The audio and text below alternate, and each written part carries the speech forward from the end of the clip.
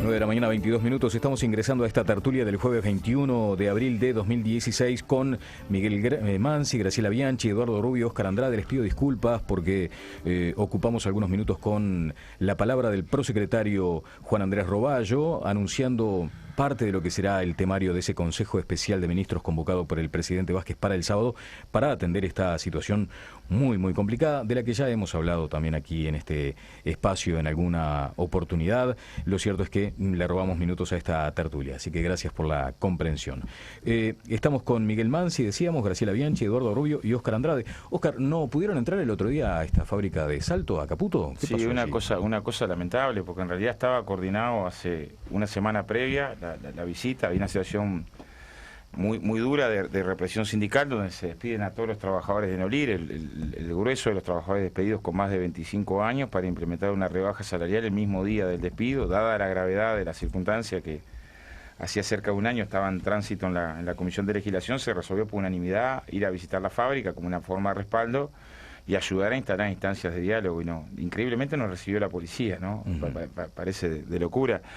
Una lógica donde el argumento que coloca la empresa es que no le gustó que estas cosas se le dijeran cuando fue al Parlamento, cuando fue a la Comisión. Se sintió maltratado, cuando en realidad básicamente lo que se le dijo es: llegaste a acuerdos en el Ministerio que incumpliste, hay una clara práctica de represión sindical, no compartimos que empresas que tengan estas prácticas reciban el apoyo del Estado que reciben, del Banco República, entre otros. Estos tres elementos parecieron ser los que terminaron catalizando una decisión todavía más irracional de establecer como lógica la prohibición del ingreso al Parlamento. Bueno, ahora miren, si un grupo de policías espera a la afuera de un supermercado a estos grupos del PIT-CNT y los desplaza, ¿eh? Allí, ¿qué sucederá? Vamos a hablar de este asunto, si me permiten, porque el PIT-CNT anunció días atrás que algunos grupos sindicales saldrán a controlar los posibles aumentos de precios en los supermercados.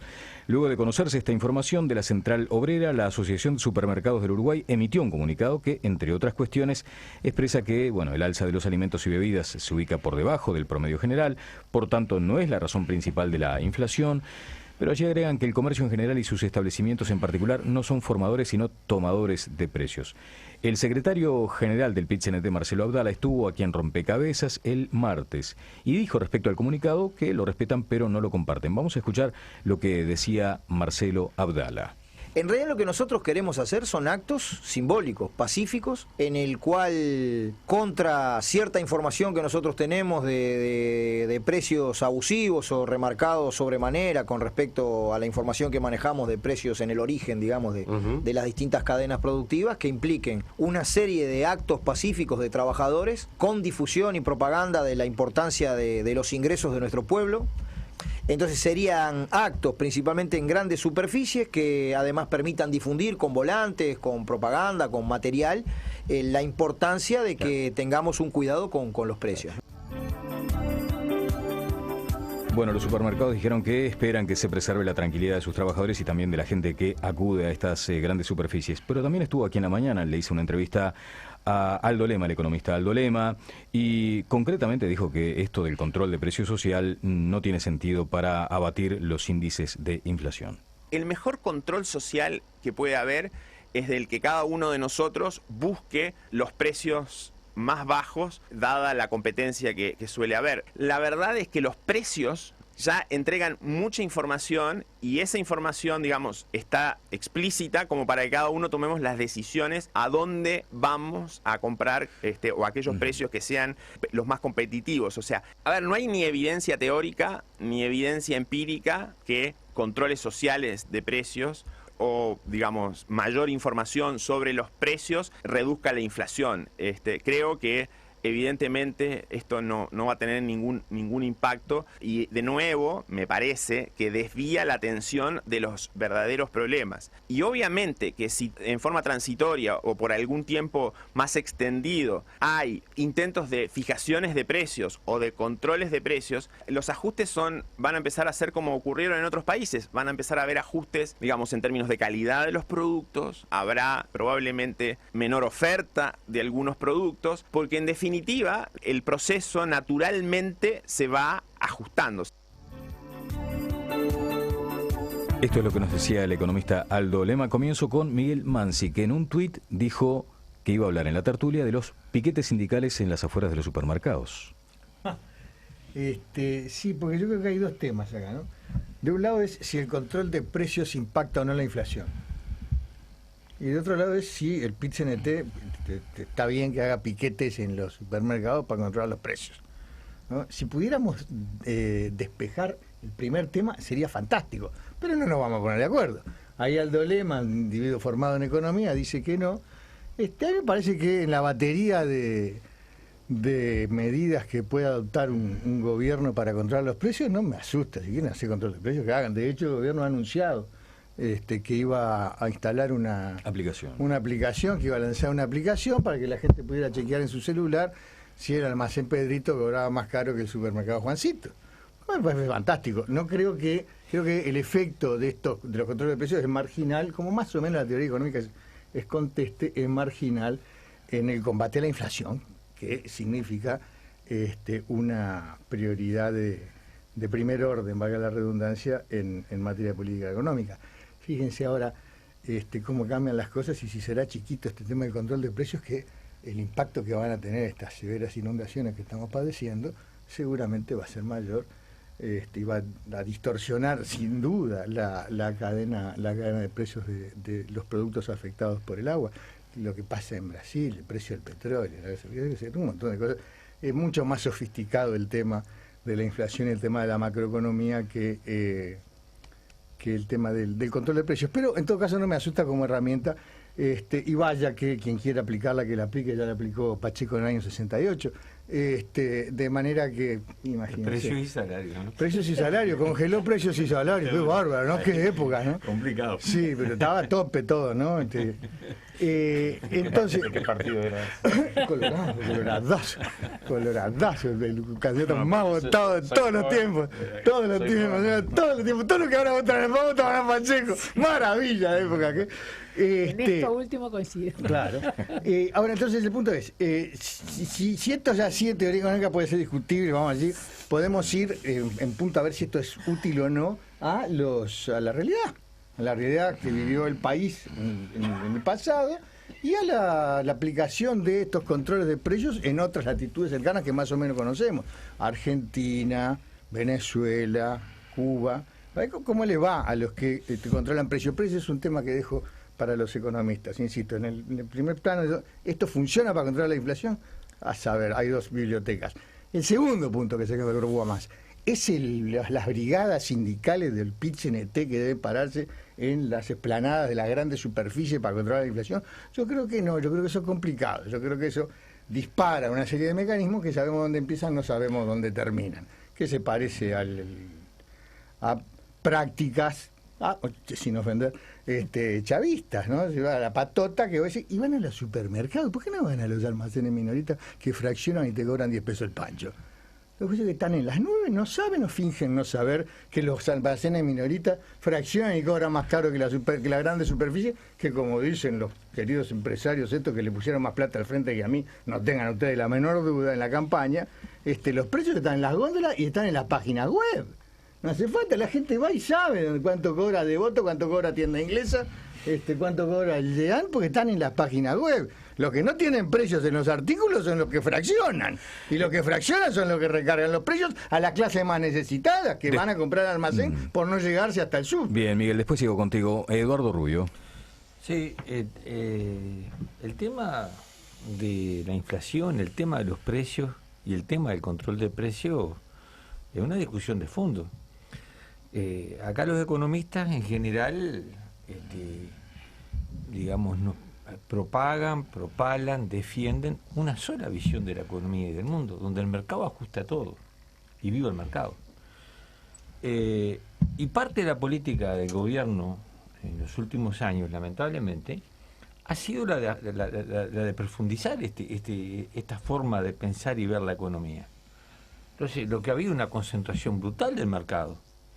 Hoy las grandes superficies son dominantes, han desplazado a los pequeños y medianos comercios. Y cada vez que va una gran superficie al interior, tiene exoneraciones fiscales, declaración de interés departamental, declaración de interés nacional. Se ha favorecido la concentración del mercado, mano, esta gente que controla los precios y que fija los precios con ganancias brutales, pero brutales.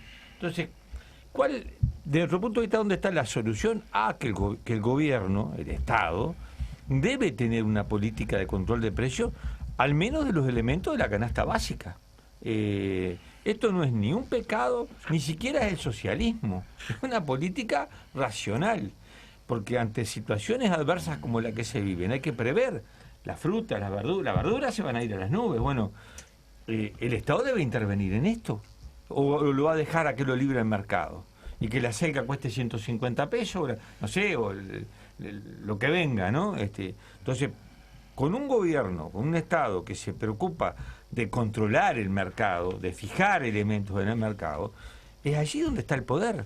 Porque después va a hacer un piquete a la puerta del supermercado y van a durar un tiempo, y después va a venir la policía, y los precios van a seguir igual, porque hay una manera de terminar. ¿Cómo controlas precios?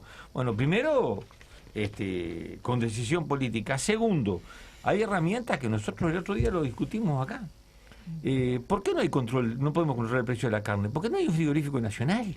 Había, compadre. Había. A ver si le fue. Sí, lo destrozaron. Pero no es que la herramienta sea mala, la destrozaron. No tenemos un Instituto Nacional de Pesca para fijar. Decían de socialismo real. Ellos decían de socialismo real 40 millones de muertos. No es que sea malo, que lo aplicaron mal. Ya, si volvemos a los muertos, te cuento los muertos del capitalismo. No, sea pero mal, perdés por goleada. Vamos a redondeamos, Eduardo. El socialismo generó las mejores condiciones de vida para la humanidad. El camino de la humanidad en Rusia, en Cuba, en todos lados. Sí, bueno, después vuelvo contigo. Voy con Graciela Bianchi. Antes, simplemente, Eduardo, una precisión que realizan los supermercados sobre la porción a la que abastecen. Diversos estudios de consultoras independientes establecen que los supermercados abastecen aproximadamente un 30% del mercado. Por tanto, alrededor del 70% de los productos alimenticios son abastecidos a través de almacenes minoristas, autoservicios, carnicerías, ferias u otros canales de venta. Graciela Bianchi, ¿en qué coincidías con el estimado amigo Mansi? No, en que el electorado pachequista ahora está en las filas de Frente Amplio, no tengo ninguna duda. A ver, no soy politóloga, pero si uno se informa o ve, estudia a los que saben, sí, claro, Bien. Se nutre de los sectores sociales, desgraciadamente en situación de vulnerabilidad y marginalidad cultural. Bien, vamos al punto. Pero el punto es el siguiente, yo reitero, no soy economista, de lo que no sé, no me gusta opinar, pero más o menos uno lee, estudia y todo lo demás. Yo creo que no hay que ser fundamentalista en ninguno de los aspectos con respecto al control de precios. No quiero volver a la COPRIN y la DINACOPRIN y la qué sé yo, eso no. Tampoco que todo quede liberado al mercado, en absoluto. Me preocupan las grandes superficies que son multinacionales y les abrimos las puertas. Yo reitero que eso no era lo que se iba a hacer. Creo que somos pocos, que si efectivamente el Estado actúa con responsabilidad, puede llegar a controlar algo. Me imagino que Astori debe saber mucho más que yo, sin ninguna duda, y se le dispara la inflación. Así que, si fuera una cuestión de imposición, yo prefiero el poder del Estado. Yo no estoy de acuerdo con los piquetes sindicales, no estoy de acuerdo. Piquetes no lo digo en el sentido peyorativo. Para mí los sindicatos tienen una función fundamental, que es la reivindicación de los derechos de clase, pero ya cuando se asumen otras responsabilidades otras competencias, en realidad no responsabilidades, es muy peligroso. Estas cosas saben cómo empiezan, pero no se sabe cómo termina. Se pueden producir enfrentamientos. A mí me parece que el movimiento sindical uruguayo tiene una historia y un presente que a veces se distorsiona, en el sentido de que se les dio como un poder de más, en el sentido de los lugares donde no lo tenían que tener. Y hay que empoderarlos en donde efectivamente tienen que tener poder los sindicatos. Y se ha confundido mucho los roles. Y yo no quiero que el poder del Estado, si hay que usarlo, lo use el poder del Estado, la institucionalidad. Bueno, a propósito del papel del Estado, un mensaje de un oyente, Adrián. Si veo una patota sindical. En la entrada de un supermercado entro y compro, aunque no tuviera nada que comprar, solo por solidaridad con el comercio. Si quieren protestar, que protesten contra el gobierno, que son siempre los responsables de la inflación. El PIT-CNT lo que hace es el trabajo sucio del gobierno, que el Frente Amplio baje impuestos, tarifas, apague la maquinita de hacer billetes y chau inflación, dice un oyente. Dice Blanco. Sí, a ver, Meta Andrade, meta que tuvo palo y palo. ¿Sí? Oscar Andrade. Contra, tranquilo. A ver, primero, que lo que tendríamos que estar de acuerdo, o tratar de llegar a un acuerdo, la primera referencia es acerca de si existen abusos en la formación de precios. Porque si no existen abusos en la formación de precios, todo el resto del debate es un debate que no tiene sentido. El propio comunicado de la Asociación de Supermercados, que establece que no hay abuso, no tendría que tener ninguna preocupación, porque al no haber ningún abuso, no tendría posibilidad de ninguna movilización o ningún acto que repudiara un abuso, porque sería una cosa inexistente. La segunda cosa que no es correcta es sostener que el precio de los alimentos ha subido por debajo de la inflación. El INE tiene dos tendencias, una mide la canasta básica de alimentos y otra mide el IPC en general. La canasta básica de alimentos en los últimos 12 años ha subido cerca de 25 puntos por encima del IPC. O sea, esto genera un impacto muy fuerte, sobre todo en el quintil más bajo de ingresos, porque, a ver, los sectores de más altos ingresos llegan a gastar un 5, un 6% de sus ingresos en alimentación. Los sectores de más bajos ingresos llegan a gastar un 50, 60% de sus ingresos en alimentación, por lo tanto, tiene un impacto que es todavía más duro en los sectores más pobres de nuestro pueblo. Esa es la primera referencia. Esto impacta en los sectores más pobres de nuestro pueblo y si existe abuso en una formación de precios, donde la otra referencia en términos de la teoría económica que había que tener en cuenta es que el mercado no funciona de forma pura, menos en una economía como la uruguaya, que tiene una tendencia oligopólica muy fuerte, es si no tendríamos que tomar acciones con respecto a medidas que tuvieran que ver con formación de precios distorsionados. Voy a poner un ejemplo. Los precios de los alquileres en la última década han subido por encima del costo de construcción cerca de 20 puntos. No tiene explicación eso. Nadie puede explicarme a mí cómo hace un alquiler para subir 20 puntos por encima del precio de construcción. Si querés, después en nuestra opinión, vamos a intentar colocar una ley que regule el precio de los alquileres, ley espejo a la ley italiana, que tiene que ver con medir el valor de catastro y según valor de catastro y metros cuadrados coloca un tope de precio y un tope de regulación de precio en la recontratación y un registro único de alquileres. ¿Es un atentado contra la libertad de alguien? No, tiene que ver con equilibrar un derecho que está establecido en la Constitución, que tiene que ver con el derecho al techo, y otro componente que tiene que ver con también con el derecho a la manifestación democrática. ¿A quién le puede molestar? Porque en realidad yo no encuentro a nadie que diga hacer ninguna medida de violencia contra alguien. Lo que plantea la central es que tiene previsto hacer actos que denuncien que hay un determinado comercio que está generando un abuso con los precios. Tendrá que fundamentar, ¿no? Tendrá que decir, miren, este hombre importa pasta de diente a 15 pesos, la vende a 70, y le informará al vecino, ¿a usted le parece bien que una pasta de diente que le importen a 15 pesos la importa a 70? A Mansi le parece mal, que eso es un horror que se haga. A mí me parece bien. Me parece mal que crean que todos los vecinos son estúpidos. A mí me parece que tiene que venir el pinche de tema a avisarme que el tipo me está robando. A mí me parece una buena señal. Yo la verdad, hasta que no escuché una investigación de Brecha sobre el tema, era de los que no creía que existía tal exageración. La verdad, no creía. Y no soy una persona no informada. Y sé que hay muchos vecinos que esto no lo saben. No saben la relación que hay entre el peso. En todo caso, me informan, miren muchachos, ¿sabe a cuánto importa la selga tal? A tanto. La vende 5 veces más caro. Usted cómprela, Pero como vas a ver que están abusando con la formación de precios. Yo creo que hasta mejora la calidad democrática que esa información esté al alcance de todos. Y no creo que sea una cosa en la que podamos decir, qué cosa tan violenta que hace la Central de Trabajadores. Organiza un acto donde le informa a trabajadores y al pueblo que en determinado sector están haciendo en tal y tal extremadamente un abuso con el precio.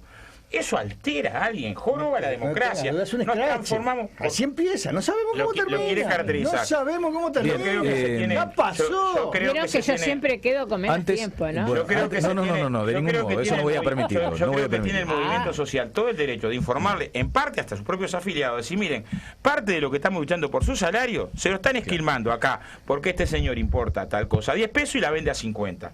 Y capaz que a usted le parece mal que esa información se coloque, a mí me parece bien que esa información. Antes de controlar nada, el Estado debe bajar combustibles, electricidad, impuestos y emisión, todo arreglado, dice otro oyente. Graciela. No, yo lo que insisto es que es el Estado, el poder del Estado, todas las instituciones del Estado al servicio de controlar la inflación técnicamente como corresponde y los sindicatos en lo que les corresponde, que bastante tienen que defender los intereses de clase, y después que se convirtieron en oficialistas, en realidad empezaron a entreverar los roles, ¿no? Yo conozco más el sindicato de la enseñanza, nunca tuvieron menos afiliados que en estos gobiernos. Se han desafiliado masivamente porque no se sienten representados, porque se pegaron al gobierno. Hay 4 veces más afiliados. En Uruguay. Yo estoy hablando, y lo aclaré, de lo que yo conozco, porque soy fundadora además del sindicato de FENAPES. Hay menos del 30% de afiliados. No confundan sindicatos, no son todos iguales. Porque la gente además no respalda a los sindicatos de la educación porque pierden las clases. El ZUNCA, el UMRA, el sindicato del gas, no hay problema. Pero cuando la gente, los chicos no reciben clase, todo el mundo se enoja, y en parte tienen razón. Así que no confundamos. Ahora, yo me niego sistemáticamente al tema de este tipo de populismo. Eso es populismo del peor estilo. No quiero que mi país se parezca en nada a la Argentina, y sobre todo lo que se refiere al poder sindical. Yo estaba escuchando el domingo Barrio Nuevo, ¿no? Ahí está. Bueno, ese es el sindicalismo producto de un populismo que nació en el 45 con Perón. Que compré, además a título personal, compré como secretario general de los gastronómicos en $2 millones el hotel, no sé cuánto. Era un empresario. Sí, el sindicalismo uruguayo es el que está construyendo dolores con trabajadores desocupados. Perdón, yo sé muy bien. A ver, vos sabés, sabés lo que es el OGT, ¿no? Sí, claro. Bueno, mi abuelo fue fundador. Así que no me vengan con discurso. Pero digo lo que está haciendo ahora el sindicalismo uruguayo. No, siempre lo hizo. Habría que reivindicarlo. Siempre lo hizo y lo reivindico. Cuando hace esas cosas está bien.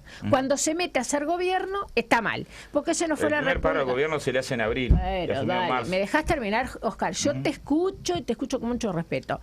Es decir, no va por ahí la cosa. No va. Además ya está probado históricamente, y no me comparen con Italia, porque tráiganme toda la economía italiana, y tráiganme toda la comunidad europea, no solamente la economía italiana. Con respecto a los alquileres, que el otro día el compañero que vino, Núñez, que tú no estabas, planteó también el mismo problema. ¿Pasa que fracasó la política de viviendas? Entonces, al fracasar radicalmente la política de viviendas, no tuvimos una política de viviendas adecuada a la composición social del Uruguay, no pudieron hacer, supuestamente se hizo vivienda social, y lo que hizo fue enriquecerse a los promotores privados, porque los sectores sociales más bajos no acceden a toda esa política de viviendas sociales, y para la clase media no pueden acceder porque se pasan de los ingresos. Es un caos lo que hicieron con la vivienda. Eso dispara los alquileres. Es evidente que dispara los alquileres. La gente quiere comprar su vivienda. En otras épocas los trabajadores podíamos comprar nuestras viviendas, o podían mis padres, por ejemplo, que también eran trabajadores. Todos los balnearios de la costa, no Punta del Este, todos los balnearios de clase media, se hacía una casita acá en Montevideo, el trabajador después podía acceder. Bueno, entonces modifiquemos el sistema económico para que cada uno pueda resolver realmente y en conjunto los problemas. Bien. Ahora, quieren defender lo indefendible, lo tapan con parches, y no da resultado. Bueno, para mí, los alquileres, hecho que haya 100.000 viviendas vacías más que las que había hace 5 años. Después vas a redondear esto. Libre mercado, a propósito del tema alquileres, ¿no es parte de la inflación acaso los tremendos costos de los alquileres? Dice un oyente. Claro. Ejemplo de precio abusivo es, por ejemplo, la luz. En épocas de buena cantidad de agua, la tarifa de luz es más de 100 veces superior al costo de producción. Andrade, ¿va a hacer piquetes en la UTE? Dice otro oyente. Bueno, dígale al señor que proponga realizar ese control sobre el precio de los combustibles, dice otro. Voy contigo, Miguel, por favor. ¿Me toca? Sí, no. Pero cuidado que estamos acotados en el tiempo, así que vamos a administrar mejor las participaciones. Adelante. Trato de redondear por lo último que acabas de decir. Convengamos que hay inflación. Ahí estamos todos de acuerdo. Y convengamos que todos tenemos derecho a defendernos frente a un fenómeno que nos afecta directamente a nuestra calidad de vida. La alimentación, ni te digo. Y convengamos también que el Estado, como conductor de la macroeconomía, es el principal responsable por controlar las variables macroeconómicas, entre ellas una, la inflación, y que reposamos en buena medida en lo que haga o deje de hacer el Estado. Además, es un Estado en este país, es un país valleta, que interviene fuertemente, y yo me alegro por eso. Pero el Estado además tiene otra característica, que es que tiene el monopolio de la fuerza, el monopolio de la violencia, el monopolio de las armas. Y eso nos da garantías a todos. ¿no? Entonces, cuando otros empiezan a incursionar, ponen una patita acá, una patita allá, en el terreno donde se sugiere, un scratch, nadie habló de scratch. Sí, es un scratch. Genera rispideces, entonces uno sabe dónde empieza y no sabe dónde ni cómo termina, porque ya están pidiendo por ahí algunos supermercadistas, bueno, a ver, o me contrato, o me pones un ¿cómo se llama? El 911, no, ¿cómo se llama? El 222. Me pones un 222, se llama Prosegur, yo qué sé. O contrato a otro muchacho desafiliado del Zunca de brazos gordos. Tendría que colocar una ley que prohíba las movilizaciones. Es un gran lío, no, estos son específicos, no es una manifestación. Yo me paro en la puerta de mi casa, vos te parás en la puerta, en la vereda de mi casa, a decir este tipo está robando. Entonces yo digo, esto me parece, está abusando, esto me parece peligroso, pero no nos perdamos de vista, no nos perdamos en el detalle. Esto me parece que no es gratuito, y ahí vengo con los tanques de chocolate. Me vengo con los tanques rusos. En Checoslovaquia. Esto no es gratuito, esto no es por los gloriosos tanques soviéticos en la Segunda Guerra Mundial, por ejemplo. Pero yo voy por lo de Checoslovaquia, eso está bien. Pero esto está en un marco. De los 10 millones de soviéticos muertos. Claro, lo que sacaban de Gulag, lo mandaban al frente. Al punto. Esto se marca en un esquema mucho mayor. Es que el PIT-CNT está bravo. Estuve en Cuba hace un mes. Está bravo. El PIT-CNT ha planteado con claridad, con transparencia, por eso sus expectativas para los próximos meses y años en materia de lucha de clases y avance de las fuerzas progresistas. Esto no es oscuro, no es clandestino, está publicado. Lo publicó Búsqueda hace un par de semanas atrás. Si lo dice Búsqueda, debe ser verdad. Bueno, yo qué sé, está entrecomillado. Yo no la si Búsqueda lo pone entrecomillado, más verdad. Preguntale a tu gobierno que lo usa como... No lo han desmentido. Como vocero. Entonces yo yo tengo un amigo que piensa muy bien, escribe mejor que sobre Pasqué. Y como, ¿para qué voy a hacer? Si ya lo dijo Pasqué, ¿para qué lo voy a inventar yo de nuevo? Quiero leer un pequeño párrafo de Pasqué comentando esta información acerca de que el PIT-CNT se prepara para una lucha de mayor fricción en la que el progresismo decidirá si se divorcia o no de los trabajadores. Este es el informe de él, por favor me corrige el diputado y el prestigioso dirigente sindical. Este es el informe estratégico del PIT-CNT para el plan de acción para 2016. Y dice: en nuestro país el PIT-CNT, dice Bajé, y yo adhiero, en nuestro país el PIT-CNT sigue apegado a su visión marxista-leninista del mundo y de la vida. Sus dirigentes siguen creyendo que la lucha de clases es el motor de la historia, que la sociedad se divide entre explotadores y explotados, que el Estado es el aparato de dominación de unas clases sobre otras, etcétera, etcétera. Eso creen y en consecuencia actúan. Por eso el plan de acción 2016 de la Central Sindical parte de un análisis de la realidad según el cual lo que se viene es una agudización de la lucha de clases, en la que se enfrentarán dos proyectos de país. Está en juego si las políticas públicas y la realidad macroeconómica evolucionan para administrar los asuntos del mercado o efectivamente se va a abrir una agenda de transformaciones profundas en el país. Ante las circunstancias económicas adversas que el país enfrenta, para la Central no es momento de buscar fórmulas de entendimiento entre el capital y el trabajo, sino de agudización de la lucha de clases. Si hubiera que comprimir el análisis en una consigna, esta no sería ni un paso atrás, sino vamos por todo. Más allá de la discrepancia, lo que no se le puede reprochar al PIT es oscuridad o disimulo en el planteamiento de su visión.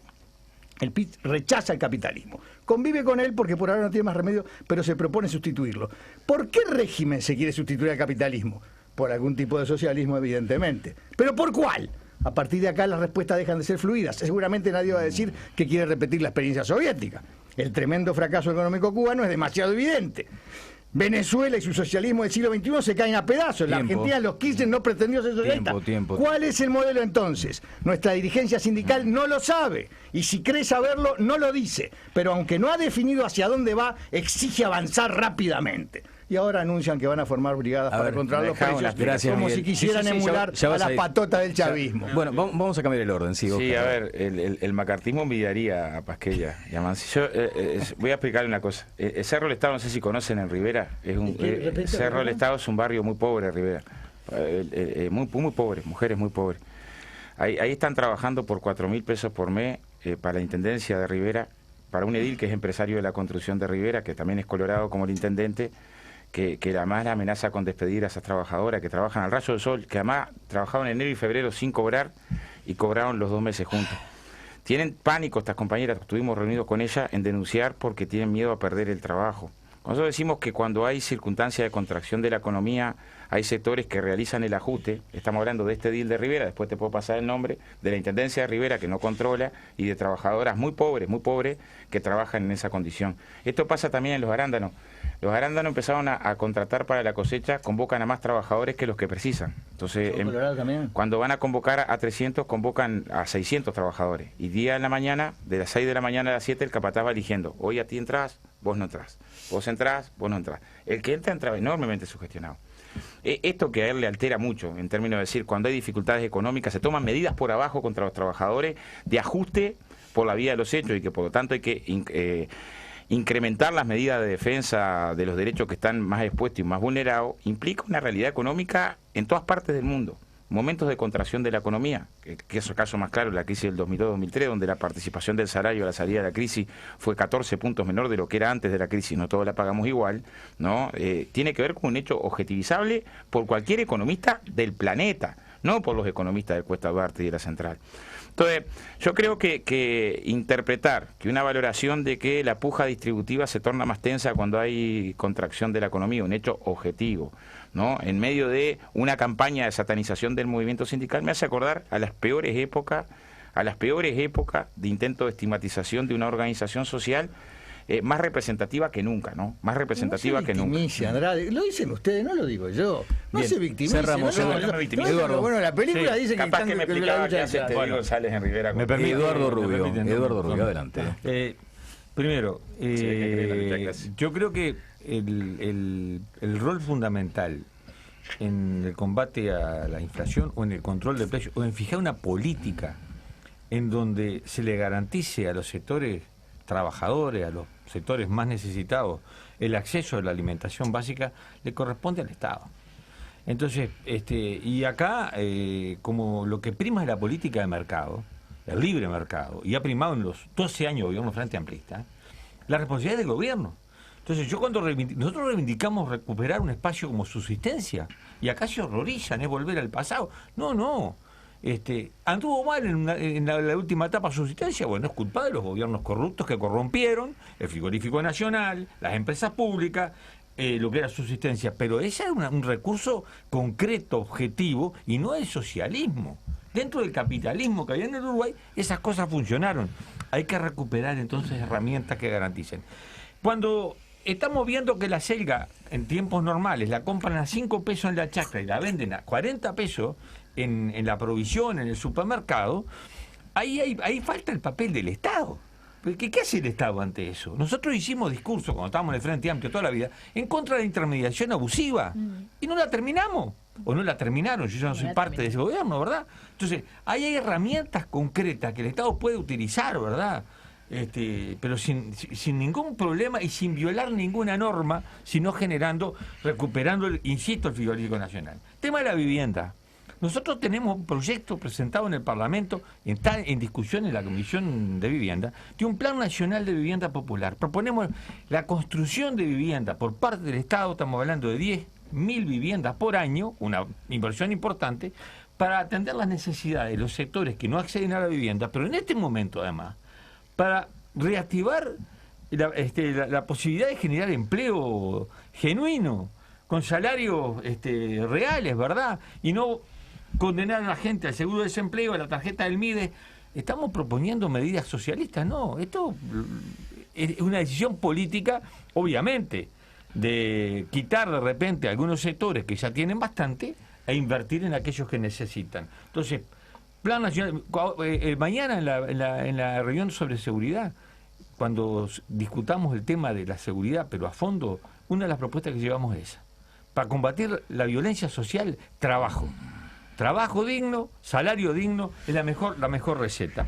Por último, porque acá se habló lo decía el diputado Andrade, hay algunos sindicatos que han perdido afiliados, hay otros que han ganado, ha habido obviamente un desarrollo, una expansión de la afiliación. Hay distintos tipos de afiliación. Yo el otro día hablaba con gente de Durazno, que vino por el tema de la vivienda, y mucha gente se afiliaba a FUESI para entrar en una cooperativa de vivienda que después nunca sucedió, ¿no? Pues entonces también del crecimiento de la afiliación no habla tal vez no habla siempre de la salud de un movimiento sindical. Bien, un comentario final de cada uno, pero de 1 minuto, controlado por reloj. A mí yo soy la que tengo la fama, ¿eh? Yo soy la que tengo la fama. Después te exhibo los tiempos de cada uno y te vas a dar cuenta. Hay una búsqueda obsesiva por la equidad. Yo no y por los tiempos. Palabra neoliberal que no me gusta. No, el tema es el siguiente. Se han dicho muchas cosas. Yo, si el Frente Amplio no hubiera sido gobierno 11 o 12 años, puedo coincidir en algunas cosas con el compañero Andrade. Creo que hay que revisar todo lo que se hizo en el socialismo real, lo he dicho varias veces. Si no tenemos autocrítica y no reconocemos como humanidad, digo, ¿no? Eso es para toda la humanidad, no solamente para los que creíamos que ahí se hacían las cosas bien y después resultó todo un desastre. Pero el tema es que fueron gobierno son gobierno, y el problema lo tienen internamente. Esa discusión con ese argumento que pertenece a un partido político con formación, con contenido ideológico, y que ya sabemos lo que es el marxismo-leninismo y todo lo demás, lo tienen adentro del frente, porque lo que hizo Mujica fue pactar. Y entonces el equipo económico siguió aplicando el mismo sistema económico. Entonces, pónganse de acuerdo ustedes internamente. Los que no logramos ponernos de acuerdo, en mi caso en educación, no en economía, me fui, y saldremos mejor parados. Pero es un doble discurso, suena hipócrita. Bien, voy contigo, Oscar, voy contigo. Mira, dice un oyente a través de Twitter: en el Uruguay del vamos bien, me cuesta creer lo que este señor relata de Rivera y los arándanos. ¿Y el Ministerio de Trabajo, dónde está? Sí, a ver. ¿Y cuántos empresarios frente amplistas? Tenemos problemas con el empleo, claramente. Claramente hay un 25% de trabajadores informales y un 7,5% de trabajadores con problemas de empleo. Yo lo que digo es que eso es cierto. También es cierto que agarramos un país donde teníamos más de un 40% de informalidad y más de un 12% de trabajadores con problemas de empleo. 2004. Las dos cosas son ciertas. Y que la cobertura de negociación colectiva era mínima, eso es cierto. Y tenemos tarifas públicas que son altas. Ahora imagínense que las tarifas públicas son altas y en los últimos 11 años evolucionaron considerablemente por debajo de la inflación y más considerablemente por debajo de los salarios. Entonces, quien me puede cuestionar las tarifas públicas altas tiene que ser alguien que no las dejó por encima de lo que estaban en términos reales hace 11 años atrás, sino no tendríamos mucha autoridad moral para hablar de las tarifas públicas y su evolución en el último periodo. Pero claramente tenemos que trabajar en todas las direcciones a los efectos de generar condiciones de confrontar un fenómeno que termina castigando a los sectores populares. Bien, gracias, Oscar. Eduardo Rubio. Sí, nosotros acá han surgido datos bien concretos, ¿no? Lo decía Andrada, la suba de los productos básicos de la canasta familiar va muy por encima de la inflación. Eso implica que eso cuestiona severamente lo que es la recuperación del salario real para muchísima gente, o sea, es una realidad. Acá hay gente que está en muy mala situación. Segundo, escandaloso lo que denuncia Andrada de Rivera, que lo podíamos repetir en distintos lugares del país. Es el modelo que está vigente. Tercero, nosotros queremos combatir la inflación o queremos mejorar las condiciones de vida de la gente. Hay que cambiar de fondo el modelo. O sea, nosotros ya seguimos apostando a la expansión del agronegocio en manos de la multinacional, a la forestación y a la planta celulosa, o por suerte, por ahora no, pero a la mega minería a cielo abierto, vamos fritos. Gracias, no va a haber Eduardo. más trabajo, Gracias, ni más Eduardo. salario, ni más justicia. Miguel Mansi. Yo tendría que defender a Rivera porque después me agarra Tabaré y me dice: flaco, me están pegando por gusto. Pero bueno, ¿qué vamos a hacer? Perdón, Tabaré. Quiero incorporar un elemento que creo que ha estado sobrevolando en esta mesa y de repente lo toma Daniel para una futura tertulia. Los que estamos, casi todo el Uruguay, salvo los herreristas y la derecha recalcitrante del Partido Colorado, el resto es etatista. Todos creemos en el Estado. Yo creo en el Estado, tú crees en el Estado. Nosotros creemos en el Estado, vosotros creéis en el Estado. Fantástico. Algún día tendremos que hablar, porque el problema es que el Estado no devuelve las esperanzas que depositamos en él. El problema acá tenemos un problema de herramienta, un problema que es el Estado. el Estado como problema, el problema del Estado. ¿Al servicio de quién? ¿Al servicio de quién? Claro, al servicio de todo, porque te cuento, son burócratas, hay 300.000 tipos, no están al servicio de nadie, están al servicio de su salario, en principio. Después están los dirigentes, los gobernantes, pero el Estado sigue siendo el mismo en el curso de las eras. Y tenemos un problema. De Salgado al PIT-CNT, es un gran problema que sobrevuela sobre todas nuestras pretensiones de actuar sobre las injusticias. Miguel Mansi, Graciela Bianchi, Eduardo Rubio, Oscar Andrade, los espero el próximo jueves aquí en La Mañana del Espectador, en la tertulia. Que pasen bien. Gracias. Gracias.